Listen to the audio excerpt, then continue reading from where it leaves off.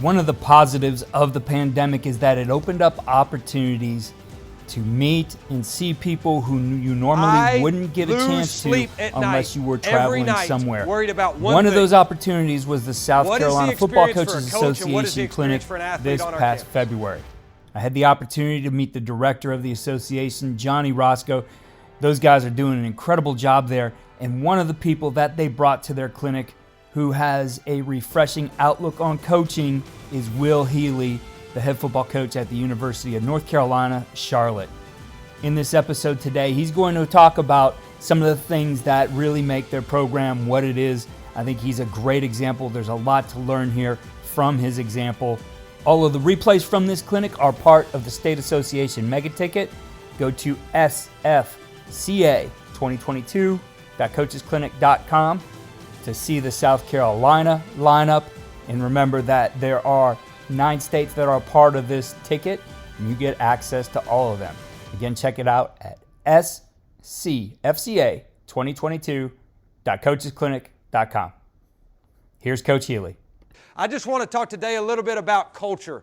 All right, that's a word that's used a lot. We're in a state right now, right, with Coach Sweeney probably uses as much as anybody, and it's real. I think it's different at each and every spot. To me, culture is like, what does it feel like when you're in your building? If you ask, all right, here's my vision for what I want our culture to look like, ask the guy who cleans the building what your culture really is, right? Ask the guy who has only been there for a week on the job. What does your culture really look like? So a lot of this stuff, man, I'm a work in progress. I screw up all the time. I'm not perfect. Every day I don't execute some of these things like I would like to, but I know that they're extremely important. Hiring people who won't let you fail, okay? I was laying in a hotel room in Atlanta, Georgia, about to go to the state championship games. And the Austin Peay job, I was interviewing for that job, and I called Mike London, and I said, what's your best advice? He was getting fired as the head coach at Virginia, and he said, hire people who won't let you fail. Hire people who won't let you fail. Why is that important? Look, people get mad at me all the time because I hire friends, okay? But Pete Rosamondo wasn't a friend to me until he came on staff, right? I mean, Perry Parks, I don't know if I'd still consider us friends, but we're acquaintances at least, right? You know, Chadwick, I didn't know. AB and I kind of grew up in this thing together, but like whether you were a friend before or you're going to be a friend there, like I want to go to work with people every day that I like. Is that hard for people to figure out? And at the end of the day, I have to be able to make big boy decisions and say, is this person the right person for our program? Right? Some of my best friends, I've had to move in a different direction, and it sucks. It's the worst part about the freaking entire profession. Having to walk in with somebody that's got a family, right? A guy that you've been through so much with and say, I got to move in a different direction. That hurts. That's awful. I don't wish that on anybody. But to me, going to work every day, like it's not work for me. I love the people I get a chance to go to work with. You know what our biggest problem is? Is when we finish at 6 o'clock or 7 o'clock, whatever it is, the same staff that just left the staff meeting wants to go drink beer at Twin Peaks together. And now the wives are mad at me because Pete's telling his wife I kept him there until 10 o'clock. Right? Really, he's got 36-degree beer at Twin Peaks. It ain't my fault, right? But I want people who want to hang out with one another. I love that. My first question in the hiring process is, do I want to hang out with you? If the answer is no, it's probably not going to work. I don't care how good of a coach you are. Same thing with a recruit. Do I like you? Am I going to be motivated to get up every day to come work my butt off to make sure you reach your aspirations? I've always been a guy who, like, the fear of disappointing somebody motivated me. I didn't want to disappoint my high school coaches. I didn't want to disappoint my college coaches. Our offensive coordinator right now is my quarterback's coach in college. I didn't want to disappoint him. He didn't have to cuss me up one leg and down another. I just wanted to do my best so I didn't disappoint him. And I feel like if you have a staff that feels the same way about you, it's pretty powerful. So hiring people who won't let you fail. You know what's hard, right, is you hire people who won't let you fail, and then guess what happens? They get other great opportunities. Our defensive line coach left 2 days ago to go the Bills. Joe Cox left and went to Alabama, right? We've had a lot of transition at the group of 5 level. It's what happens. I want somebody to take a picture of our staff and in 10 years say, how in the hell did he get those guys to come to Charlotte? The same thing I said about Austin Peay. How in the hell did he get that group of people to come to Charlotte and believe in something that was bigger than themselves? And I think that's what we got right now, but it's always evolving. What's important, okay? And I think about it like what you spend your most time talking about is probably what's important to you. It can look really good on a hallway. It can look really good on a pillar. It can be this great like core values deal and everything. But if you don't live it, and if you don't if you're not the model for it, then it just sounded good, right? You read it out of a book. It's a clinic talk, okay? I remember my first team meeting at Austin Peay. The guys walk in. I'm sitting over on the corner in a blazer. Right? The guys are walking in. They're shaking my hand, and it's the worst dead fish handshake you've ever seen in your entire life, right? No pride about them whatsoever. Obviously, had just gone 0-11, and they're looking at like, what's this 12-year-old going to do to be able to fix this place, right? And I get it. I would be saying the same thing, you know? No life about them, right? And so I said, look, and we went through the deals with changing out of Russell and all that type of stuff, but it was stand up and walk back outside, and at least we're going to learn how to be able to shake a hand. At least we're going to learn how to be able to make a first impression and hold our chest out a little bit and look you in the eye. My name's Healy. I'm a sophomore quarterback from Chattanooga, Tennessee, right? At least we're going to be able to learn how to make a first impression and do something that is bigger than the game of football, that each and every time is going to help you get prepared for that job interview, right? And so they stood up, they went back out and they did it. We got better at it. And so we said, all right, anytime anybody in this comes in these buildings, comes to practice, and you don't know their first and last name, you're going to practice making a great first impression. You're going to shake a hand. You're going to look them in the eye. What it also does, and you're going to see this, how can players show buy-in? This is a great way to see who's really bought in. But shake a hand is anybody who comes in the program, shake their hand. I know that Scott Satterfield at App, whenever he was at App, he had a deal of open a door. I think that's a great deal. But what also happens, not only are your guys understanding how to be able to make a great first impression, but your guys are also building fans and friends and helping you fundraise. They got 90 dudes lined up after practice is over with. Your first practice there, the billionaire who started Bank of America got 100 dudes going to shake his hand, and it's just part of what they do. Or somebody just walking through the hallway, they go shake their hand. It makes a great first impression on boosters and fans too. They do it 3 hands per class, right? And I know COVID, they got to like dap them up and like act like they got to wear hazmat suits to be able to shake a hand. But like we're getting back to this, right? Shake a hand, 3 hands per practice. 3 hands per class. And now all of a sudden you go from 350 students a game to averaging 5,500 students in a game. Is it all because of that? No, but it's a lot of it. There's a face behind the helmet, right? They don't just think there's some entitled punk that thinks they should get an A and like they're holier than thou. They get to know our players. So this has been extremely important. I remember one of the best ones. I was at Austin Peay. Guy comes to a Friday night walkthrough. Our players shakes his hand, right? The guy's like, I love these guys. No, what can I do to help? So I asked one of our guys, hey, Larry wants to know what he can be able to do to help. And the guy's like, man, I want another helmet. So Larry's like, how much does another set of helmets cost? And I said, $25,000. And he said, all right, I'll do it. I said, all right, let's go upstairs. We're going to go to the pregame meal. I want you to tell the team. So Larry gets up there and I'm like, guys, your first impression on Larry was so good that he wants to buy all of you a new set of helmets. And the guys are like, hell yeah, right? I'm like, that's what shaking a hand does.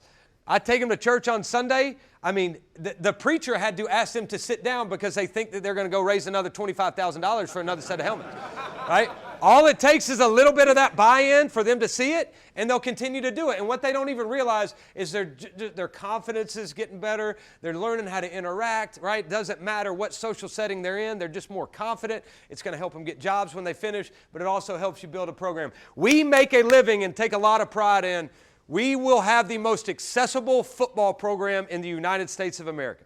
I believe in that. We're going to give you a different type of experience than anybody else can. You know why? Because nothing's off limits. To a fan, to a coach, to anybody who walks in our building. You can come do whatever you want to, whenever you want to, right? Alex Atkins, who's now the OC at Florida State, used to tell me, he's like, Coach, I swear that there's some other coaches standing up there on the filming our practice. And I'm like, they can watch the film too, right? And if they're worried about me, then they're taking time off of their guys, right? I got them if you're worried about me. So anything you want to do, accessibility to me, because there's always a Clemson and a South Carolina game going on, right?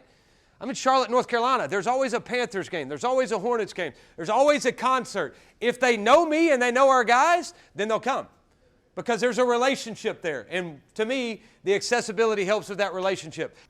A quick break before we hear the second half of this segment with Coach Healy. Recently, one of the members of the South Carolina Football Coaches Association Douglas Rivers from Dutch Fork High School joined us on the podcast to talk about how they make halftime adjustments. And the tools that they use to get that done are the SportScope End Zone Camera and Edge Instant Replay. Check out the show notes for the link to our podcast with Coach Rivers where he talks about their entire process. SportScope is a big part of it and something that six-time state champion Dutch Fork believes in. SportScope provided them with the tools that they need as well as the support that makes SportScope the leader in end zone cameras and sideline instant replay. If you're looking for a reliable system that's going to work in any situation, an end zone camera that uses artificial intelligence and doesn't require a person on the field to man it, then you want to check out all that SportScope has to offer at sportscope.com. Let's get back to the South Carolina Football Coaches Association Clinic and this segment with Charlotte head coach Will Healy. PEEP, all right? Our guys hear me talk about it all the time. It's passion, energy, enthusiasm, and positivity. That's what PEEP stands for. Passion, energy, enthusiasm, and positivity. How did I get that? Whenever I was at Austin Peay, one of our preachers came in and he was like, you talk about these four things consistently. This has to be part of what your core values are, right? As I was learning what's really important to me. Passion, energy, enthusiasm, and positivity. Now, again, I go back to this. I'm not a morning person. But when we have a 6 a.m. mat drill, if I don't exude PEEP, then how can I ask our guys to exude PEEP? If our staff doesn't exude passion, energy, enthusiasm, and positivity, then how do we expect our players to be able to do the same thing? We call this a way of life. Non-negotiable. Every time you walk in your building, if I got a dude who walks in the team meeting like this, I'm telling him to get out, start over, get back in, right? You have a choice. You have a choice when you walk in this room. Are you going to exude PEEP and bring others up around you and be contagious, right? I ask them all the time, how many of you would pick a negative best friend? And they're like, none of them. I'm like, then why the hell are you going to be that guy yourself? Stop it. Be positive, man. If there's anything the last 2 years has taught us is you better be positive. Marcus Lattimore came to speak to us in year one, and I love this quote. He said, suffering ceases to be suffering the moment you give it meaning. Right? That's positivity. Like, what am I going through right now that can help me be a better man by the time it's all said and done? What can I learn from this experience? Not woe is me. Not the Eeyore. Not don't even bother, right? We talk about that all the time with a guy who walks in with bad body language. PEEP, passion, energy, enthusiasm, and positivity. Those are choices, and they're non-negotiables in our program. Family, look, man, I've had a lot of people tell me in this profession, and I'm not holier than thou. Like my wife's pissed off at me right now because I'm missing the 7-year-old basketball game, okay? But to me, right, I've had a lot of people say you got to make a choice. You're either going to be a great husband, or you're going to a great father, or you're going to be a great football coach. You can be great at both. And obviously, I got to be better at the football coach side if you look at my record, right? And a dad, no question. I got a lot to learn with both sides. But to me, it's how can you incorporate both, right? Not like, how do I go home and be a better dad? How do I go to the campus and be a better football coach? How do I make sure that the two combine? I got an unbelievable wife. I got 2 kids, a 7-year-old and a 3-year-old. And my wife is like, lunches, dinners, right? Whenever she can come by the office, she wants to do it. Now, to do that, right, I also have to make sure that the rest of the staff feels the same way. I mean, our place looks like a daycare a lot. I mean, it's hide-and-go-seek going on when you're trying to game plan for third down. I love it. I love bringing a guy in on an interview and 4 kids running in and out of the offensive staff room, and you can tell by the way they look at you that they think you're a little bit crazy, or, you know, a 3-year-old sitting on your lap whenever you're interviewing a guy. Like, that's the way life is at our place. I don't apologize for it. If you can't handle it and it's not important enough to you, then hopefully by the time you leave it will be. But I'm not apologizing for that stuff. Wives, when they want to travel, they travel. We're getting to the point where our kids are getting old enough to be able to travel, and that'll be a different type of experience for us. You know, you're on the way to go play for bowl eligibility, and your wife's like, I really like those shutters on that house. And you're like, all right, maybe this is a bad idea to be able to, you know. But it sounded good at the time, you know. But I do believe that's a lot of who we are. I think it's important that our guys get a chance to see us as fathers, because a lot of people talk about, as they're growing up, man, the way that they see how to treat a son is the way that they were treated as a player, right? They learn how to be a dad by how you have coached them. how you talk to them, how you demand excellence out of them. We have a very, very powerful opportunity as coaches to make an incredible impact on young people at very influential parts of their lives. What impact are we making? What example are we setting? How are we changing what a man should look like in a household by what we're teaching 18 to 23-year-olds, or in your case, 14 to 18-year-olds, right? That's an extremely influential time in their life. What are we demanding? Right now you got the transfer portal. You piss them off one day, guess what? The next day they're in the portal. Don't be afraid to coach. Sometimes I'm preaching to myself right now, man. Like, I can't be afraid to hold them accountable because I'm worried about them leaving. I have to say, what are your aspirations? Let me help you get there. And if you're not doing your best, I'm going to hold you accountable for it. But I think them seeing us as fathers outside of just a football coach is extremely important. I lose sleep at night, every night, worried about one thing. What is the experience for a coach and what is the experience for an athlete on our campus? Right? Sometimes we may feed breakfast for 70 cents instead of $17 like some of the big dogs do. But we're going to find creative ways to make sure that that student-athlete experience at our place is second to none. What can I do to make sure that the student-athlete experience changes from 21 to 22? 19 to 20, built a new locker room, $1 million locker room, invented Club Lit. 20 to 21, spent about another $500,000 in nutrition, changed the way they ate. What can I change from 21 to 22 to make sure that student-athlete experience is better than what it's ever been? That they're saying, playing football at Charlotte is big time, right? That they got some pride about where they play football. How can I change the experience? How can I make sure coaches' experience is really good? Part of that is family. I want Joe Cox, whenever he leaves and takes a tight end's job at Alabama, to say, dang, it was hard to leave. He made like 7 times what he was making at our place. But I still want it for him to be hard to leave because of the quality of life that he has and the people that he's working with. How can I make sure each and every day when I fight battles at our place, it's for student-athlete experience and coaching experience? Now, that's salaries. That's the way we travel. That's how we recruit, whatever it may be, right? That's maybe coaches' retreats, whatever it may be. How can I make sure that nobody gives student-athletes or coaches a better experience than we do? How do I make it cool? We've talked about that a couple different ways. How do you market yourself? And how do players show buy-in? Shake a hand's a great opportunity. The dude who walks kind of around the side and tries to avoid probably ain't real bought in, or at least he doesn't understand your why right now, so there's some more time to be able to dig. Help him explain how this is going to help him. How do they represent our program? There's plenty of different ways to make sure that players can continue to show buy-in. I love that segment from this clinic with Coach Healy, and there's plenty more in the remainder of his talk.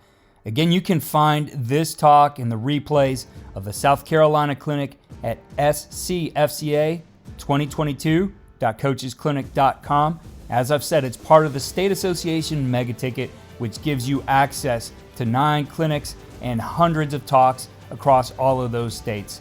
Check it out through scfca2022.coachesclinic.com. Follow me on Twitter at Coach K. Grabowski, and follow All We're Doing at coachandcoordinator.com.